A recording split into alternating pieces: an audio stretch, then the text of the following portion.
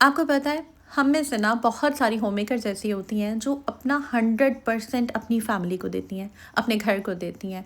Kitchen में काम कर रही होती हैं, घर में लॉन्ड्री कर रही होती हैं, सुबह से लेकर रात हो जाती है, काम ख़त्म होने का नाम नहीं लेते। और इन सारी चीज़ों में कहीं ना कहीं वो अपनी हेल्थ को भी पीछे छोड़ देती हैं, अपने पे स्पेंड भी नहीं करती। सोचती यही है कि हाँ यार, ये पैसे कहीं और लग जाएंगे, ठीक है, ये पैसे किसी और जगह काम आ जाएंगे। ऐसा सोचते सोचते करते करते वो अपने आप को कहीं पीछे छोड़ आती हैं, अपना मन मार देती हैं। तो भूल जाती हैं कि खुशी क्या होती है, स्ट्रेस फ्री रहना किसे कहते हैं, हैप्पी लाइफ क्या होती है। अगर आप ये चाहती हैं ना कि आप सारे कामों के साथ साथ स्ट्रेस फ्री भी रहना सीख लें, हेल्दी लाइफ, हेल्दी हैबिट्स भी अडॉप्ट कर लें, अपने आप को प्रायोरिटी देना भी सीख लें, और इसके अलावा बहुत कुछ अपने अंदर अगर आप पॉजिटिव चेंजेस लाना चाह रही हैं ना, इस साल के शुरू के पहले दिन से ही स्टार्ट लेना चाह रही हैं, तो ये व्लॉग आपके लिए। Let's get started. अस्सलाम वालेकुम and welcome back to homemaker with G. हाँ, अगर आपने अभी तक मेरा चैनल सब्सक्राइब नहीं किया हुआ ना, तो ज़रा जल्दी से कर दें और बेल आइकन पे क्लिक कीजिएगा ताकि आपको मेरे वीडियोस के लेटेस्ट नोटिफिकेशन आ जाया करें। थैंक यू सो मच यार, आप लोग इतना सपोर्ट करते हैं, इतना प्यार देते हैं। आप सबके प्यार का, आपकी सपोर्ट का, आपकी दुआओं का बहुत शुक्रिया। बस करना आपने सिर्फ ये है कि लाइक ज़रूर कर दें, सब्सक्राइब के बटन को ज़रा नज़र दोहरा लें कि सब्सक्राइब किया भी है कि नहीं। अगर नहीं हुआ हुआ तो कर दें और बेल पे क्लिक कर दें, और उसके बाद एक प्यारा सा कमेंट ज़रूर कर दें। तो बहुत ज़्यादा इम्पॉर्टेंट है कि अपनी लाइफ में ना हम कुछ ऐसी टिप्स को शामिल कर लें। हैबिट्स कहूँगी, टिप्स नहीं कहूँगी यार। हैबिट्स को अपनी लाइफ का ना पार्ट बना लें। अगर आप वाकई आप चाहते हैं कि जो 2025 है, ये साल, मैं तो एक साल की बात नहीं करती, मैं कहती हूँ ये साल और आने वाला हर साल, हमने सिर्फ एक साल की कमिटमेंट नहीं करनी। हाँ, लेकिन हमने स्टार्ट तो लेना है ना, तो हम आज से ही स्टार्ट लेंगे। और आज मैं आपको जो टिप्स बता रही हूँ, ये मैंने भी अपनी लाइफ पे अप्लाई किया, और बहुत सारे मैंने गोल्स अभी सेट किए हैं अल्हम्दुलिल्लाह। और मेरी पूरी कोशिश होगी कि मैं अपने गोल्स को अचीव कर सकूँ। और कुछ मज़े मज़े के कमेंट्स का रिप्लाई भी करूँगी, कुछ आपके प्यारे प्यारे जो क्वेश्चन आप मुझे करते हैं उनका भी मैं रिप्लाई करूँगी। तो चलते हैं जनाब हम अपनी टिप नंबर 1 की तरफ। ठीक है, सबसे इम्पॉर्टेंट पॉइंट जो है ना, अगर आप चाहते हैं ना कि एक्चुअली आपकी मेंटल हेल्थ ठीक रहे, ठीक है, तो सबसे ज़्यादा ज़रूरी है कि जैसे ही आप सुबह उठते हैं ना, उठते साथ आप शुक्राना अदा करें। ठीक है, आप ग्रैटिट्यूड जो है ना मैक्सिमम अपनी लाइफ में हैबिट बना लें। जो है जितना है शुक्र है उस पाक अल्लाह ताला की ज़ात का, जिसने हमें मुकम्मल बनाया, जिसने हमें करोड़ों से बेहतर बनाया, उस ज़ात का शुक्र है, उस अल्लाह की ज़ात का जिसने हमें कभी तन्हा नहीं छोड़ा। और वो हमें 70 माओ से ज़्यादा प्यार करता है। वो हमें बिना मांगे ही अता करता है और किए ही चला जाता है, तो हमें उसका शुक्र अदा करना चाहिए। मैं हमेशा से आपसे कहती हूँ कि जो है जितना है उस पर शुक्र करें, अल्लाह की तफरीक पे ना राज़ी होना सीख लें। और जब हम सुबह का आगाज़ अल्लाह ताला के शुक्र अदा करने से करते हैं ना, बिलीव करें कि इस कदर खूबसूरत सुबह हो जाती है। सबसे पहले सुबह उठें, बेड पे जब आप बैठे होते हैं, अल्लाह ताला के सामने दिल से बस, अभी मैं हमेशा ऐसे करती हूँ कि जब मैं उठती हूँ ना, उठते साथ मैं बेड से उठती नहीं हूँ, सबसे पहले अल्लाह का शुक्र अदा करती हूँ। तो बस शुक्रगुजारी, और ये अब मैंने स्टार्ट किया है, मतलब कुछ अरसा हुआ है जब से मैंने इस हैबिट को अपने अंदर, क्योंकि ऐसा नहीं है कि अगर मैं आपको बता रही हूँ, टिप्स बता रही हूँ या हैबिट्स बता रही हूँ, तो मैं बड़े लंबे अरसे से कर रही हूँ। मैंने भी ये रिसेंटली चीज़ें सीखी हैं और जिनका मुझे फ़ायदा हुआ है ना, मैं चाहती हूँ कि मेरी प्यारी बहनों को भी फ़ायदा हो। ठीक है, वैसे तो हम चलते फिरते बहुत सारी बहनें कहेंगी यार हम शुक्र अदा करते रहते हैं, बट जब हम दिन का आगाज़, यहाँ पर मैं फिर से कहूँगी कि इस मॉर्निंग का स्टार्ट आप अल्लाह के नाम से शुक्र अदा करके करते हैं ना, तो आपकी लाइफ में ना रहमतें और बरकतें ही शामिल होती रहती हैं। मेरा इस चीज़ पे ना ईमान है। तो यहाँ पर मैं आपको सीन्स बता देती हूँ कि सीन्स क्या। मैंने ना यहाँ पर बहुत ज़्यादा क्वांटिटी में साग बनाया था, तकरीबन 5 किलो ये साग था। फिर इसमें आई थिंक 2-2.5 किलो जो थी वो पालक डाली थी, बाथू डाला था। मुझे एग्जैक्ट हिसाब का नहीं पता, क्योंकि मैंने अपने लास्ट व्लॉग में आप लोगों को बताया था कि मैंने अपनी आंटी से मंगवाया है, गांव से वो लेकर आई हैं।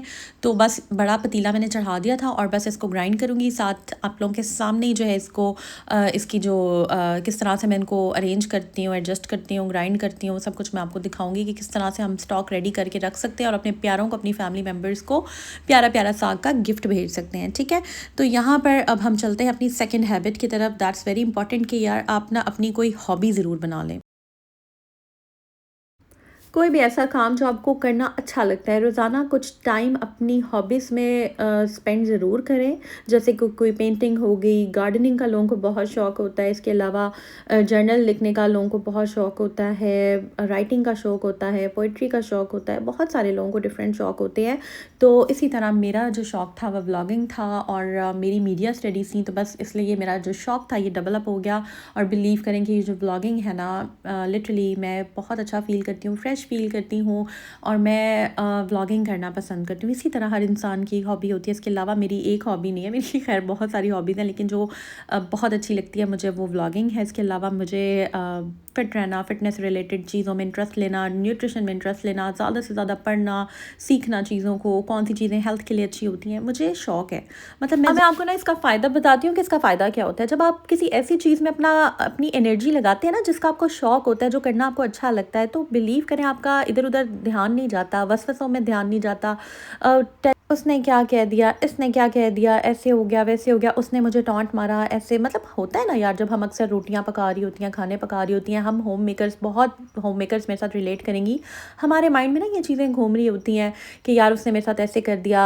हमें ऐसे ख़यालात आ रहे होते हैं, वसवसे आ रहे होते हैं। हम चाहे तो उन ख़यालों को झटक सकते हैं, लेकिन उस वक़्त पता है क्या होता है कि उस वक़्त हमारा माइंड जो है ना वो ऑटो पायलट पे चल रहा होता है। मतलब जिस तरह एक जहाज़ एक टाइम बाद ऑटो पायलट पे चलता है ना, इसी तरह हमारे माइंड को हम खुद कंट्रोल नहीं कर रहे और फिर ऐसा होता है कि सोच-सोच के परेशान भी हुए चले जाते हैं और डिप्रेशन में भी चले जाते हैं, स्ट्रेस में चले जाते हैं। तो इट्स वेरी इंपॉर्टेंट कि अगर आप चाहते हैं कि 2025 और आने वाले हर साल में आप स्ट्रेस फ्री रहें, तो आप कोई हॉबी ज़रूर बना लें। जब आप अपनी एनर्जी उस हॉबी में लगाएँगे, अपनी ताकत उस जगह पे लगाएँगे जो कि आपको अच्छी लगती है करना, तो बिलीव करें आपका ध्यान ही नहीं जाएगा फ़िज़ूल बातों की तरफ, उसने क्या कह दिया, इसने क्या कह दिया। अक्सर आजकल तो ख़ैर हमारे यहाँ पर एक रिवायत बन चुकी है किसी की दिल आज़ारी करना, दिल तोड़ना, एक आम बात है। चलते-फिरते किसी को ताना मारना, अच्छे भले चलते-फिरते इंसान को जो अपने काम से काम रखे हुए है, उसको ऐसी कोई बात कर देना, डिस्टर्ब कर देना। तो हमने क्या करना है कि हमने डिस्टर्ब नहीं होना। हमने अपने आप को पॉज़िटिव लाइफ़ में लाने के लिए ना, पॉज़िटिविटी लाने के लिए अपने आप को एंगेज करना है उस हॉबी में जो हमें अच्छी लगती है। अब देखिए, मुझे व्लॉगिंग करना पसंद है, साथ ही साथ मैंने अपने काम करने हैं। अब देखिए माशाल्लाह काम भी हो जाएँगे, साथ-साथ मेरा आप लोगों के साथ एक गपशप हो जाती है, मज़ा आता है, आप लोग बातें करते हैं, मेरी हॉबी भी चल रही है, साथ-साथ मेरे काम भी हो रहे हैं घर के और मेरा ध्यान भी नहीं जा रहा इधर-उधर। मतलब इस टाइम जब मैं ये चीज़ें डाल रही हूँ ना, अगर मैं व्लॉग ना कर रही होती, जो कि मेरी हॉबी है, मेरे ज़हन में यही चीज़ें आ रही होती, उसने मुझे ऐसे कह दिया, करते-करते एकदम जब आप डाउन होते हैं ना, जब आप डिप्रेशन में जाते हैं या स्ट्रेस होता है, आपको किसी की बात बुरी लगी होती है, आप उसको बार-बार सोच रहे होते हैं, आप डाउन हो जाते हैं, ठीक है? फिर आपसे काम इस तरह से एफिशिएंसी के साथ नहीं होते। तो इसीलिए ये आज ज़रा टॉपिक मैंने इसलिए ज़्यादा एक्सप्लेन किया है कि हॉबी ज़रूर बना लें, कुछ भी हॉबी बना लें, बट बना लें अच्छी हॉबी जो आपको करने में अच्छा लगता है, ठीक है?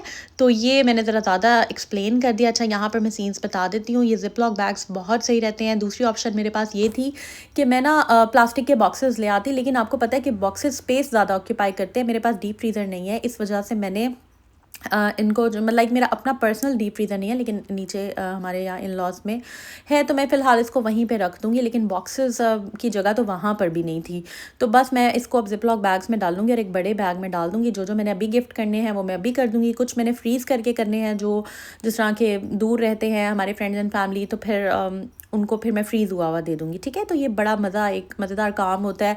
आप ख़ुद भी खाएँ, अपने बहनों में, अपने प्यारों में भी डिस्ट्रीब्यूट करें, तो बड़ा मज़ा आता है, ठीक है जी। अच्छा जी, नेक्स्ट इम्पॉर्टेंट पॉइंट की तरफ चलते हैं कि आपने कोशिश ये करनी है कि ना गुस्से और नफ़रत को अपनी लाइफ से ना कहीं दूर भगा दें, ठीक है? Learn to forgive. अब आप कहेंगे कि आप माफ़ करने का कह रही हैं, उसने मेरे साथ इतनी ज़्यादती कर दी है, ये भूलने के काबिल नहीं है, इसने फ़लाने ने मेरे साथ इतना गुस्सा कर दिया, मुझे 2-4 बंदों में ज़लील कर दिया, या उसने मेरी दिल आज़ारी की, या उसने ऐसी हरकत की जो मैं माफ़ नहीं कर सकती। आई नो आप ठीक कह रही हैं, आप वैलिड कह रही हैं, and I know it's very difficult, बहुत मुश्किल होता है किसी की दिल आज़ारियों को भुलाना, उसको माफ़ कर देना, मुझे पता है। लेकिन देखिए, हमने तो अपने आप को ठीक करना है ना, हम क्यों उन इंसिडेंट्स को अपने दिल में लेकर चलें, बाहर लेकर चलें। देखिए, हमारा मकसद तो यही है ना कि हमने अपने आप को स्ट्रेस फ्री करना है। हमने अब जो हो गया सो हो गया, आगे आने वाला वक्त तो हमने ज़ाया नहीं करना ना उन बातों को लेकर। तो गुस्सा और नफ़रत को अपनी ज़िंदगी से दूर करने के लिए ना लोगों को माफ़ करना सीखें। फॉरगिवनेस से पता है क्या होता है, आपका ना दिल हल्का हो जाता है, ठीक है? एक मुश्किल स्टेप है, लेना मुश्किल होता है ये स्टेप, किसी को माफ़ करना आसान नहीं होता। मुझे पता है फ्लैशबैक्स आते हैं, वो वाली चीज़ें ज़हन में आती हैं जो जिसने आपके साथ किया होता है, लेकिन हमने अपने आप को ठीक करना ना, हमने अपने आप को अपनी चेस्ट लाइट करनी है, तो हमने उसको माफ़ कर देना है। ठीक है, जा यार, अल्लाह वास्ते तुझे माफ़ किया, बस। तो माफ़ कर दे और भूल जाएँ, ठीक है? और उसके बाद आप एक नया स्टार्ट लें अपनी जर्नी का, अपने नए साल का, और लाइट होकर इस साल में एंटर होना है हमने, ठीक है। नेक्स्ट इंपॉर्टेंट पॉइंट ये है कि आपने ना सेल्फ कंपैशन प्रैक्टिस करना है ज़्यादा से ज़्यादा। क्या करना है आपने सेल्फ लव को अपनी लाइफ का पार्ट बना लेना है, सेल्फ केयर को। मैंने बहुत सारे व्लॉग्स ना सेल्फ केयर पे बनाए हैं, बहुत सारी वीडियोस बनाई हैं, वो ज़रूर देखें। तो ख़ुद के साथ ना अच्छा आपने एटीट्यूड अपना रखना है। कुछ लोग होते हैं हर वक्त अपने आप को कोसते रहते हैं, क्रिटिसाइज़ करते रहते हैं। मैं तो ये भी इस व्लॉग के लिए भी ये लाइन रिपीट नहीं करना चाहती। अक्सर लोग कहते रहते हैं मेरी तो किस्मत ही ख़राब है, मेरे साथ तो हमेशा ऐसे ही होता है, वैसे ही होता है। बस ये अपने आप को ना कोसना छोड़ दें। ये पता है क्या होता है, आप लोग ना अपने लिए नेगेटिव एनर्जी जनरेट कर रहे होते हैं। आपको इस चीज़ का आइडिया नहीं है। जब हर वक्त आप एक चीज़ बोलते रहते हैं तो वही एनर्जी जनरेट हो जाती है। और एक्चुअली अगर वैसा नहीं भी होना होता ना तो हो जाता है। तो मैं अपने पॉइंट को एक्सप्लेन करती हूँ, लेकिन उससे पहले मैं आपको बता देती हूँ कि सुबह उठकर आई थिंक 4:40 या 4:45 पे हम लोग उठ जाते हैं। उसके बाद उठने के बाद नमाज़ अदा करते हैं। उसके बाद नाश्ता मैं नहीं करती हूँ, फिर हम जिम चले जाते हैं। जिम के बाद घर आते हैं, घर आकर फिर गर्म पानी, उसके बाद चाय, और उसके बाद खैर तो ये दूध अभी फ्रेश आया था तो मैंने कहा चलें पहले साग को तो पैकिंग चलती ही रहेगी, मैं सबसे पहले दूध जो है ना उसको बॉयल होने के लिए रख। तो बस अभी दूध बॉयल होता है तो उसके बाद हम चाय पियेंगे। और यहाँ पर मैं अपने पॉइंट को कंक्लूड कर दूँ कि बस अपने लिए पॉजिटिव सोचा करें, अच्छा गुमान किया करें, अपने लिए अपने अल्लाह ताला से अच्छा गुमान रखा करें और अपने लिए दुआ किया करें और बिलीव करें कि वो दुआओं को सुनता है।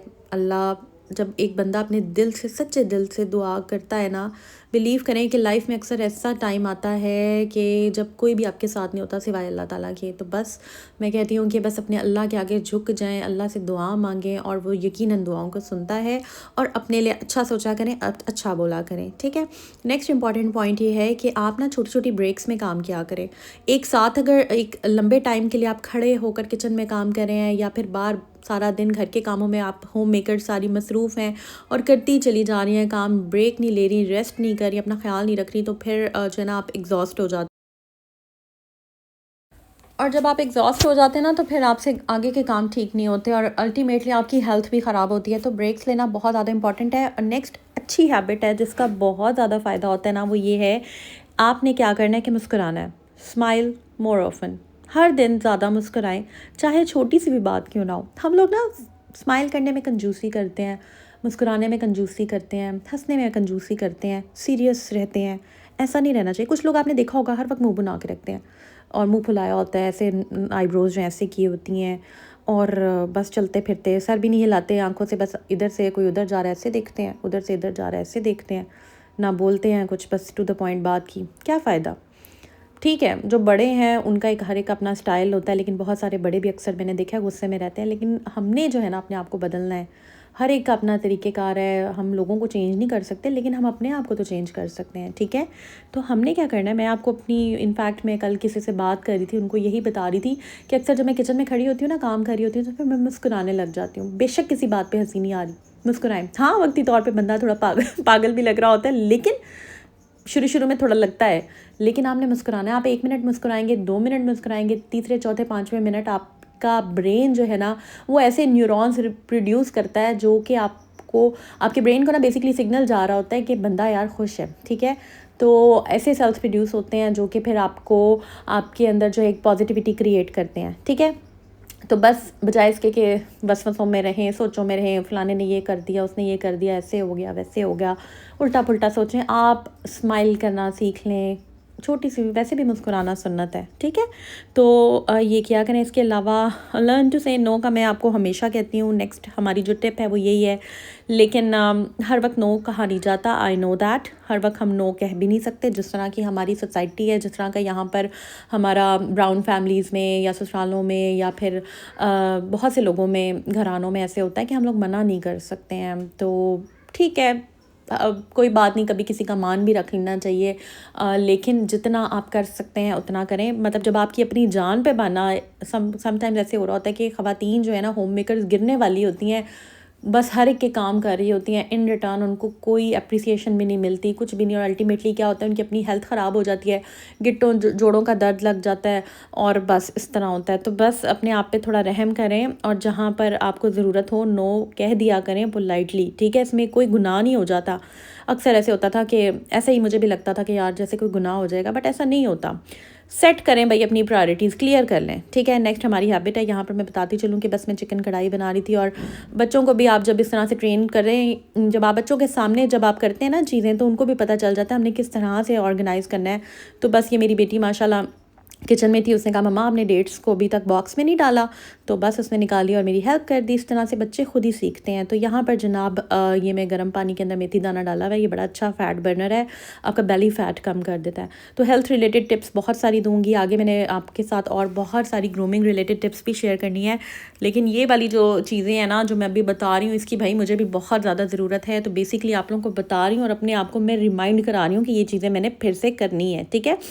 नेक्स्ट इंपॉर्टेंट पॉइंट ये है कि डिजिटल डिटॉक्स का मैंने आई थिंक कुछ महीने पहले आप लोगों के साथ ये पॉइंट शेयर किया था, मैं दोबारा आपको रिवाइज़ करवा देती हूँ। रोज़ाना कुछ ना कुछ जो है ना आप कुछ घंटे के लिए, मैं ऐसा करती हूँ, मोबाइल मेरे मुझे नहीं पता होता किधर हैं, दोनों कहीं इधर उधर होते हैं, ठीक है, तो वो मैं छोड़ देती हूँ, इधर उधर रख देती हूँ और अपने जो प्रेजेंट मोमेंट है ना उसमें रहती हूँ। कोई मैं रील्स वगैरह बिल्कुल फ़जूल रील्स में नहीं देखती हूँ, मैं अपना टाइम ज़ाया नहीं करती। भाई मैं क्यों देखूँ रील्स जिनका मुझे सिर्फ मेरा वेस्टेज ऑफ टाइम है और कोई प्रोडक्टिव चीज़ उससे मुझे नहीं सीखने को मिल रही। तो मैं बिल्कुल अनप्लग कर लेती हूँ अपने आप को सोशल मीडिया से, और उसके बाद ना मैं अपने आप को टाइम देती हूँ, अपनी फैमिली को टाइम देती हूँ, अपने उन चीज़ों को टाइम देती हूँ जो मुझे अच्छी लगती हैं। मैं जाके ना धूप में बैठ जाती हूँ स्टूल रख के अकेली, मुझे अच्छा लगता है। नेचर में बर्ड्स को, पत्तों पे फोकस करती हूँ, दरख्तों की मूवमेंट पे फोकस करती हूँ। सुबह के टाइम ना ये काम मैं बहुत करती हूँ। इनफैक्ट मैं आगे जाकर आप लोगों के साथ ये शेयर करती हूँ कि मैं जब ट्रेडमिल कर रही होती हूँ ना हमारे जिम में, जब मैं ट्रेडमिल जिस साइड पे है वहाँ पर बाहर बहुत बड़ी बड़ी विंडोज़ हैं और वहाँ से हमारी पूरी कम्युनिटी नज़र आती है, दूर वाली अपार्टमेंट्स वाली बिल्डिंग भी नज़र आती हैं, ठीक है। तो मैं वहाँ पर जब खड़ी होती हूँ ना, मैं हमेशा कुछ देर दूर देखती हूँ, क्योंकि ये आपकी आई साइट के लिए बहुत अच्छा होता है दूर देखना। हम लोग क्या है मोबाइल पे देखिए कितना डिस्टेंस होता है आपके हाथ का और आपकी आंखों का, आप खुद ही देख लें, आप व्लॉग देख रही हैं अगर मोबाइल पे कितनी दूर से आपने पकड़ा है।